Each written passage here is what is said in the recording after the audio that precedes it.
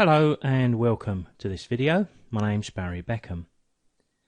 I was asked a question recently about the image on screen, which I created 2 or 3 years ago. I was asked if I did a tutorial on the creation of it, which entails removing the car obviously from its entire background. I have recorded a video on the subject, but when I look back, it was way back in the Photoshop CS3 days, and it was called Digital Garage. It was a CD with a number of different videos on it. It is still available on our website, and here's the thing. The techniques I'm going to cover here, to bring them up to date using Photoshop Creative Cloud, are much the same techniques which we used in the video for the Digital Garage disc in Photoshop CS3. So one thing that should be appreciated is that the techniques we will use in this demonstration will be very little different to what I used back then. It's one of those things I remind people quite a bit of in regard to Photoshop. It's not often that the Photoshop version used in a tutorial or video is essential to have to run or to follow that tutorial. Core digital techniques largely remain the same. They maybe evolve a little over time. I suppose it's a bit like driving technique. We don't change our driving technique when we buy a different model car. Now this image did require the car to be removed from the background, of course. And in the vast majority of cases, I've yet to find a better way than what I will demonstrate here. We're going to make a great cutout without using a selectioner tool. And I'm going to time my work as well, so you'll have a good idea of the time required for something like this. Opening this image up in Camera Raw just to do 1 or 2 small tweaks to it, I would add one more thing to that last statement. Since when has anything worthwhile ever been achieved in 2 minutes? If it was that easy, it would simply lose all appeal because it would not be valued. This is another Photoshop technique I've been using for 15 years or more. Now the bright sunny conditions here and probably all of the light reflecting off of that chrome has fooled my light meter in the camera just a little bit, and we've probably got a little bit of underexposure here, but certainly nothing we can't handle.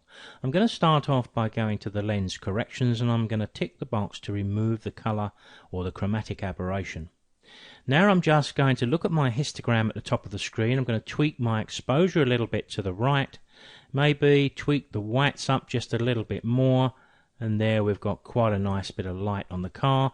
Maybe I'll lift the shadows a little bit, and that's not looking too bad. As a result, I'll drop the exposure a little bit. The one thing I've got a lot of is blue coming through the chrome. What I may do there is go to my hue, saturation and luminance and grayscale, tick or select the saturation tab, and just drop the blues down, because we're going to be cutting out all the sky anyway, so we're going to keep the chrome a little bit more chrome looking. Back to the basic tab, maybe I'll just a little bit more colour. There we have it. That's where I'm going to start, so I'm going to open this up into Photoshop. Now I'm going to rely on you having watched 1 or 2 of the other videos first, because I've opened this up as a smart object, so I won't go there and explain that. Sufficient to say, I'm going to go to my layers, and I'm going to apply a layer mask to the image in question. So I'm going to click to select that. I'm going to zoom in to the top right of the image to demonstrate the technique. I'm going to pick up black as my foreground colour. I'm going to pick up a soft edge brush, one of my basic brushes, and I'm going to set the opacity and flow to 100%. If I click anywhere into the sky on the top right there, what I've effectively done, if I make that a little bigger, you can see we've got the transparent checkerboard effect showing beneath. So the way this technique works is we click, we hold the shift key, and we move our brush elsewhere, in my case to the top right corner, and click again, and we can paint within 2 straight lines. I'm holding my shift key down all of the time here. Now the first question you may ask is, well, how on earth is that going to help us? we've got a car there which is made up of almost all curves, so how does a technique involving straight lines help? Well, I'm going to make a start on just one part of this to demonstrate exactly how we do this, but it does work a treat. Now what we're going to do is we're going to mask carefully around the outer edge of this car, and what I'm also going to do, I'm going to take the shadow with me. I may want to use that shadow. It's going to be no problem to remove that shadow a little bit later if I find I don't need it. So the technique is this. First thing we need to do is to zoom in. Control spacebar. We can suspend the tool we've currently got in use, and I can click and drag, and I can get the image large on screen. Now for this little demo, you'll notice we've got a little aerial sticking up there. I think we'll just safely ignore that. You can see the size of the brush I've made, maybe a little bit bigger. So I'm going to start here by clicking, holding the shift key, moving a short distance and clicking again. Now on these areas which are relatively straight, I can make longer steps. When I get to the edge of my image, I can just touch the space bar, the hand tool appears, and I can drag the image into a more comfortable position. Release the space bar, still holding the shift key, and I can continue. Now I'm going to do this little bit quick and dirty because I'm going to actually do it again and time myself, but as I get to that curve at the top, click, click, click, click, click, click, click, click, click, click, click, click. You can see the technique. It's pretty simple. Shorter steps to follow curves, and if the curve is tight, then you have more steps. I've probably picked a brush a little bit big here, and perhaps when I start to do it for real, I'll drop the brush down to something like that. But it's not entirely crucial. Now I'm going to make a start, and the time is 12:23 precisely. Now I've brought you back because I've just completed this outline. If I hold the Alt key and click the mask, you can see I've gone around the outer edge. I started at 12:23. What's the time now? 12:30. Now when we hold down the Alt key and click the mask, we can see the mask, but we can also work on the mask because of course I've gone around the outer edge and it's only taken 7 minutes. What I need to do then is to flood all this outer area with black. Now we can turn to our automatic tools. Let me pick up my magic wand, click into that area, it's selected easily.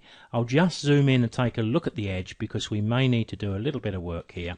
You can see my selection is a little bit too far that way. So I just need to move it a few pixels in.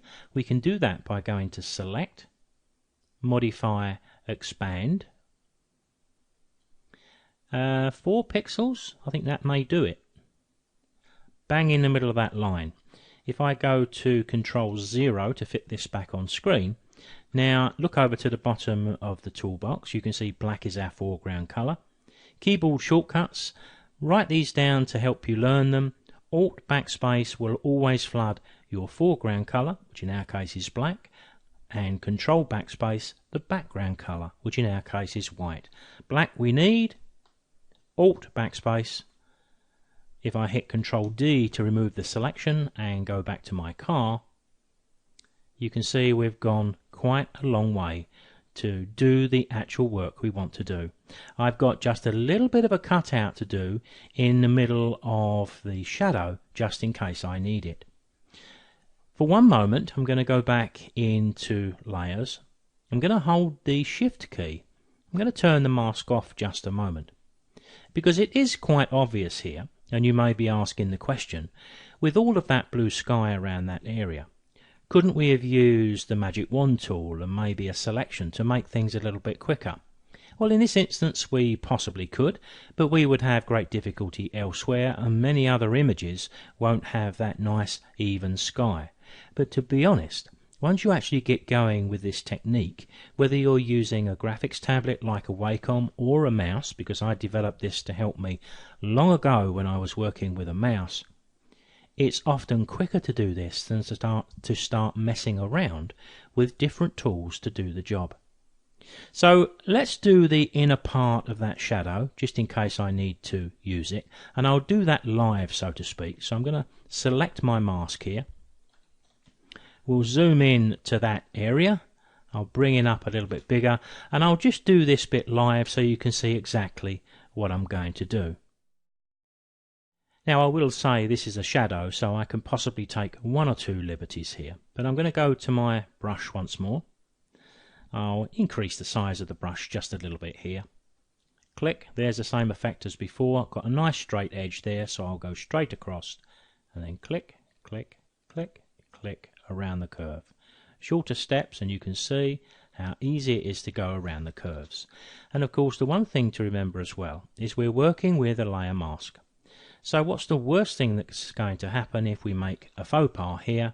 Well, we can correct the mask, because if we can make it the mask effectively make parts of the image transparent by spraying black, then we can actually repair them or put them back by spraying white. Now we've got a little bit of a shadow here. I'm not entirely sure which part of the car that is, but we'll select it anyway. Sometimes to make these cutouts really believable. Now I'm doing lots of click, click, click, click, click, click, clicks to simulate that jagged edge. I was about to say that sometimes the way we make these cutouts a little more believable is we make sure that we do the small details. So click, click, click, click, click in the hole there and back down to there and around. And this one could make my brush slightly smaller, but I am conscious a little bit of time. But then again, I wouldn't be worried if I was doing this for myself. My only concern is we are recording a video, and I think I've got it all. Let's have a look at Control 0. A little bit over there where there's a little bit of light shining through. Let's do that bit too. And of course all we've got to do is flood these in the same way. So back to the layers, hold the Alt key, click to view the mask. There we can see all the little shapes we did. Pick up your magic wand. We can click into each of them, and if you go to the top left of the screen and check this option, which is add one selection to another, see the little plus? So we can put a selection in all of those. Now in theory, if we go to our select menu, modify, expand, our 4 pixels should be enough here too. Alt backspace will flood with black. Control D removes the selection. Hasn't really done that. I think I must have lost that one, so I'll just zoom in and do that one manually. I'll paint it in. Go back, turn it on, hit Control 0. There's our cutout done. Now that's 12:35. So it's taken me 12 minutes to completely cut out this car. Yes, it's a fairly solid shape. But any photographer who's not willing to spend 12 minutes on an image needs to give up photography and take up something simpler. Of course, it's important that we save this as a Photoshop file, because not only does it keep the mask in place, but it also keeps the smart object status. And of course, with some subjects, if we find that working 12 minutes on a technique like this is going to be too long, I mean, you may find a much more complicated shape which takes 20 minutes. Well, you don't have to do it all in one go. You can do 5 minutes today, save it as a Photoshop file with the mask in layers, and come back and do a bit tomorrow. There is an advantage to working with a smart object, because if I suddenly decided I wanted to remove the shadow under the car, which I may wish to do, there are times when we start to have difficulty seeing the difference between the dark tones of, let's say, the underside of the car and the tyres and the shadow itself. So one of the benefits of using a smart object is I do always have the opportunity, don't I, to double click that thumbnail, to go back into Camera Raw and just make a mental note of the exposure, push the exposure up considerably, but it would allow me then to see the edge of the tyre under here and even a little bit of the one on that side. So if I do need to cut out that shadow, there's a way I can, or a little tip that would help me to do that. Now when I created this image originally, I added canvas below the car and I made it into more of a vertical shot. But I suppose we don't have to do that. And at this point in the work we're doing, this is where creativity takes over, and there's no rights and wrongs here. We're just going to create a background that we individually feel is good. Now what I generally do is just add more canvas and don't worry too much about the final physical shape of the image until it starts to come together. So what I may do at this point is go to image canvas size. Let's change this to inches. If I untick the relative box, you can see that the width of my image is 18 inches. So I'm going to more or less double that up and double that up too. And click OK. Hit Control 0 so it gives me the extent of the area I'm working in. Now when I do that, can you see that faint? It's disappeared now. At some magnifications you can just see a faint line around the outer edge of what was the edge of the image. Now what I'm going to suggest we do there is just go to the layers, select the layer mask, pick up your brush, and you can deal with those straight away in case they get or become a problem later on. And there I'm just wiping them away using that shift key again. But don't worry too much if you don't spot them at that early stage, because you can always remove them later. So now if we pick up the move tool, we've got the opportunity to move this car anywhere in the picture space that we want. Now I wanted to put a new background into this, and I think I originally chose a really nice blue. So I'm going to go to my layers. I'm going to create a new blank layer.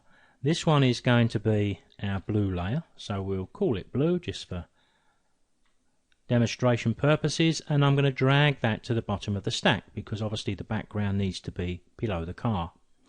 Selecting a colour from my colour picker. If I would rather, I can always pick a colour from one of my images, but I'm going to pick a fairly vivid blue and I'm going to flood that background with that colour. So once again it's my foreground colour, so that Alt backspace keyboard shortcut will come into its own. So I'm going to pick up a colour from the car here using the eyedropper tool. We've got lots of options at the top of the screen here, but what we want, any one of those would serve our purpose. I'm just going to pick that bold red from the car. There you see it in the foreground of our colour picker. I'm going to go back to my layers just above the blue. I'm going to create a new blank layer. I'm going to put a gradient on here, so let's label that one. I'm going to pick up my gradient tool from the toolbox. I'm going to use this option, which is the linear gradient, and from the drop down blend modes I'm going to use foreground to transparent, and because I selected red as my foreground colour, that is reflected in that little icon.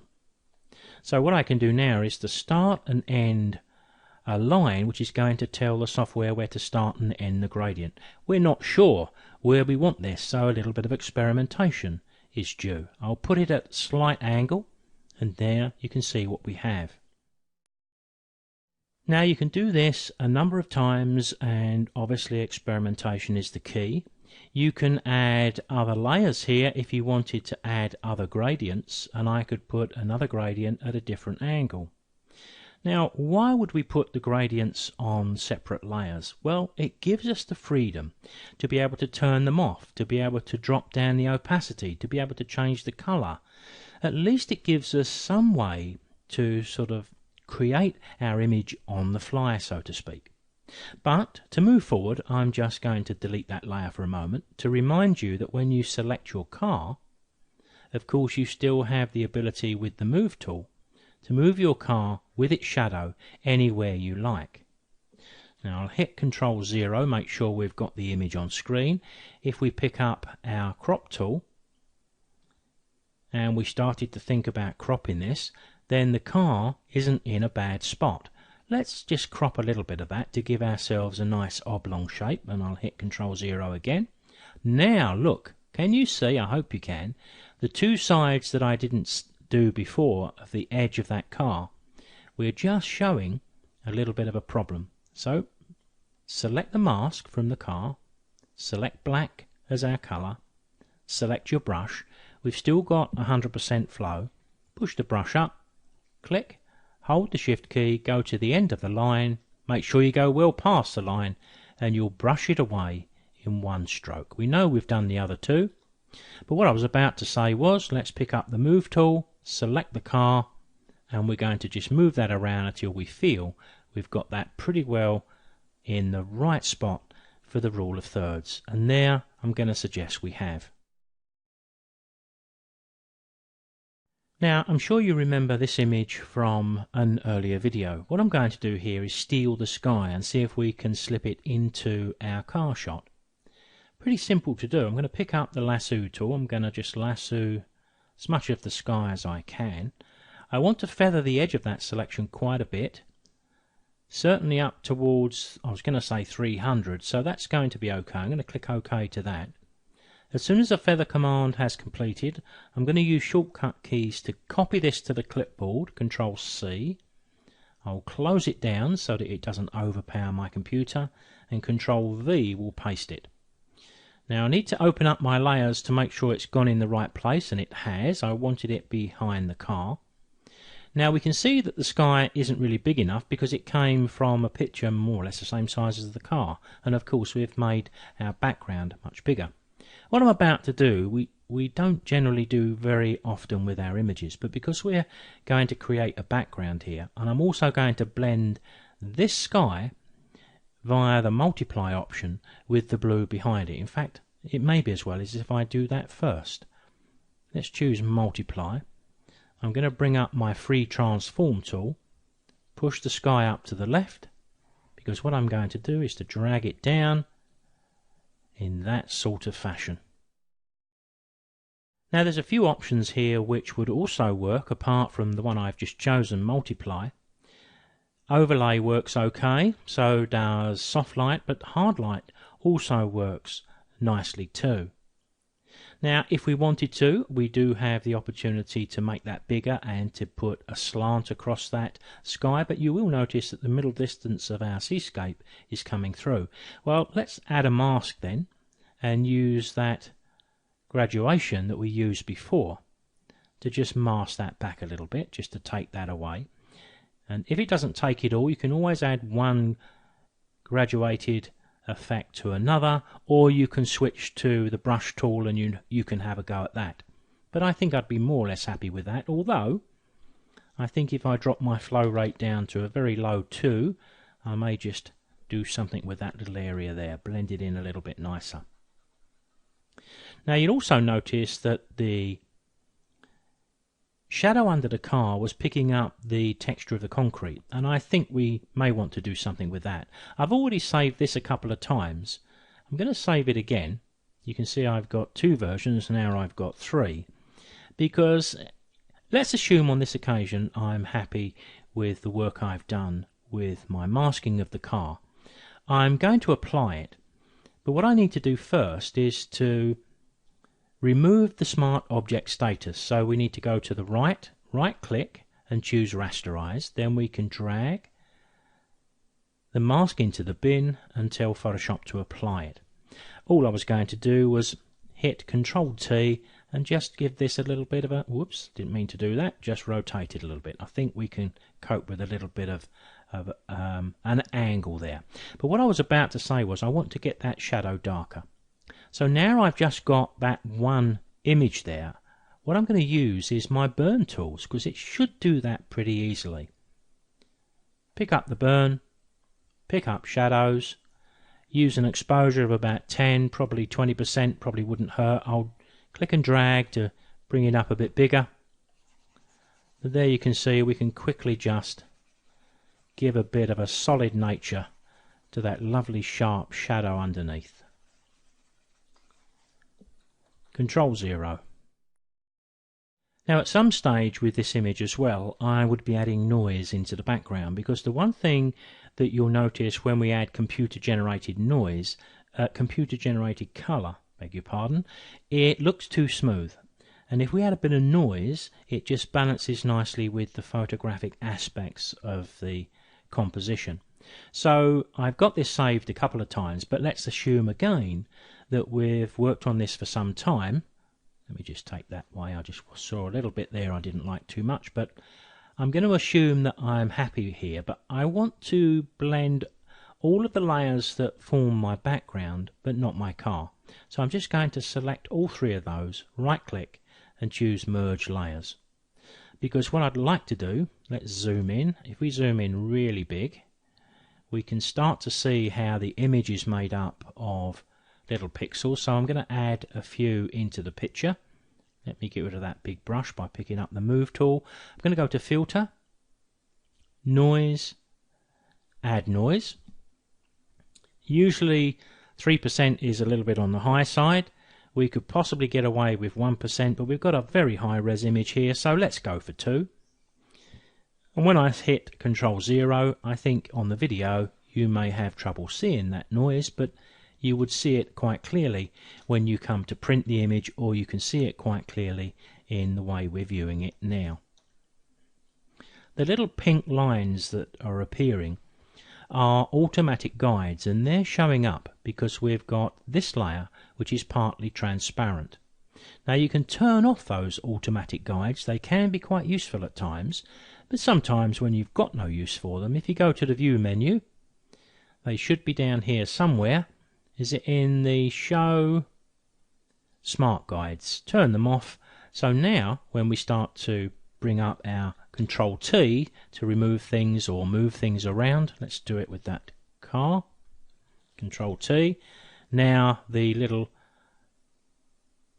pink guides are not showing up, so you can turn it on and off as and when you require it. So far so good. I've just removed the shadow from beneath the car. I did have to go back to one of my earlier versions and take it back into Camera Raw and brighten it up, but I've dragged it in here so you can see what I've done. So it's just exactly the same car without the shadow, and I've removed the shadow using the same techniques we've already demonstrated, just to give you an idea of maybe there's something else we could do here. Now we've got this car without the shadow sitting where it is. I'm going to make a copy of it. Control J will do that. Selecting the one below, I'm going to choose Edit, Transform, Flip Vertical. Let's move it down so we can see what we're doing. Now let's go to Edit, Transform, Distort. I just want to bring this around so that we've got that sort of shape. I mean, we're not trying to put a mirror image in here, we're just trying to create something which may look like a reflection. Now we can distort the car if we think the reflection is going to be too big. Lots of guesswork here, lots of trial and error, no problem, because once we've got the images saved, we can do this over and over again. Let's hit the tick on the options bar. Going to go to my filters, blur. Let's use motion blur. I'll use the down blur. We can give it quite a bit if we wish. Okay, we've still got the opportunity to go to the layers and maybe drop the opacity a little bit if we want to do that. The only problem we have is sometimes when we do things like this, we leave the car almost as though it's floating in the air. I think we need a little bit more density underneath. Now, one way I've found to do that, or to help me achieve that, is to apply a new layer between the car at the top of the stack and the reflection just below. And on that layer I'm going to spray black to form a shadow. So I need to select black, but I really need to do this extremely delicately. So I'm going to dial in 1% by hitting 01 on the keyboard. But you've got this slider if you forget the options to speed these things up. I'm going to make the brush rather large so that it bridges that area under the car. And all I'm going to do is to just put in a bit of a shadow there. So I'll let the shadow encroach out of the edges a little bit, but then I may make my brush a little smaller to make it a bit more solid underneath. You get the idea to create the sort of effect we're looking for here. So as you gather, there's heaps of personal choice in the route you wish to take. We've got our background here. I mean, Control Shift U takes away all the colour of the background. and we can change to something like that instantly. One of the things though you may need to do, if you look around the edge of the car, you can see a little bit of hint of blue. Now that blue is because the car was against that bright blue sky. So a lot of the trouble we have when we try to make composites is we actually try to make life difficult for us. If we wanted this sky to be a little bit more monochrome, then we'd probably need a little blue in it, because we wouldn't be able to get rid of that blue really effectively, I don't think. So if we wanted to change the sky to a monochrome, we can take a look. If it works, great. If it doesn't, we can bring up our hue and saturation. We can add colour. So we can add colour in a slightly different way. So we've got all of these options, and we've still got options to do something with the base to hold it in against the top. So if I just go back briefly to where we started here, if I wanted to create a new blank layer above my background, I still have the opportunity, I think, to pick up my graduated filter if I can find it. And I'll drop the size of the image down just a little bit. So if I wanted to put a delicate shading along the bottom, I've got that opportunity too, and as you can see I'm building it up, but there we have another alternative. Now to bring this to a close, I've saved all of my variations, but I've straightened the car up a little bit. It did mean I had to recreate my shadow, but I've just recreated that manually because I want to flatten all three of these together, because we're going to add the flood filter to this image. Now I'm conscious that not everyone's going to have this filter, but as I did it with the original image, I thought I would just finish on this purely as a demonstration. I'm going to go to my filters and flame impair flood. Now once the filter appears on screen, we get the option first to decide where the horizon is going to go, because what it's going to do is provide that feeling that we've got water in the foreground. So move the slider to the left, a little bit of trial and error to get it in the place we want it. Can use the numbers if you wish, but let's assume we're happy with that for the moment. We can choose the waviness or not, so we can drop that down to make it a lot smoother. Quite like that. Complexity? No. Brilliance? Yes, I'd like a little bit of brilliance on it. You can see with all of these filters we do have more changes than we can shake a stick at, so I'm going to leave it at that and click OK. We'll allow it to open in real time to see what sort of effect this flood filter is going to apply to this particular image. It's almost going to remove a lot of that red colour I've introduced, but no problem, that's all part of the fun of creating derivatives.